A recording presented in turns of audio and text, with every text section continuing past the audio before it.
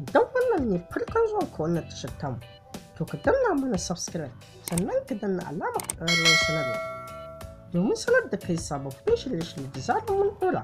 Idan ka riga da kai mana subscribe, to kai mana liking ko kai comment a ƙasan bidiyon. Assalamu alaikum wa rahmatullahi ta'ala wa barakatuh. Barkanmu da haka, sannan mu da sake saduwa da ku a cikin wannan tasha ta mai albarka. Diyar Sarki Sunusi Lamido mai burabus ta yi wa 'yan arewa wankin babban bargo a shafinta na Twitter. Khadija Sunusi ta wallafa wasu kalamai wanda suka ja cece-kuce a shafinta na Twitter.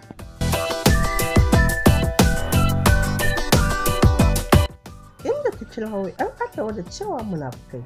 Ga abin da Gimbiya Khadija ta ce, 'yan arewa munafukai ne su, akan addini sai su ɓoya, bayan doka shari'a ce kawai.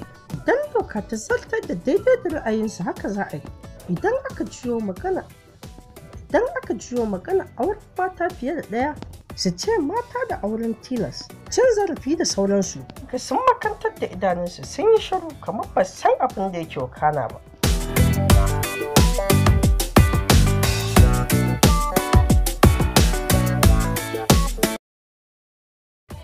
Wayannan kalamai da Gimbiya Khadija ta yi sun zo ne a daidai lokacin da ake tafka muhawara akan wannan matashin wanda ya yi wa Annabi Muhammad.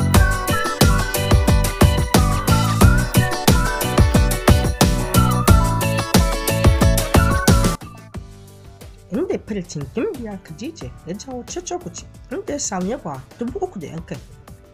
Alamar shiya 50 mai da martani wata kan comment 300 ga kaɗan daga cikin abin da masu mai da martani suka ce.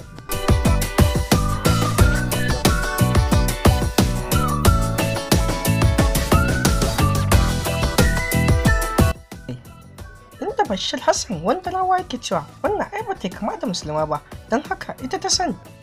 Ridwan Muhammad kenan ya ce Allah ya wadaran ma mai lalace. Muhammad Mudansir kenan ya ce zindiki ya ce ke kamar yadda uban keke zindiki. Usman Bello ya ce wawiya sai ka ce bayan aure in ban da babaki ban baya zai aure ki mummuna.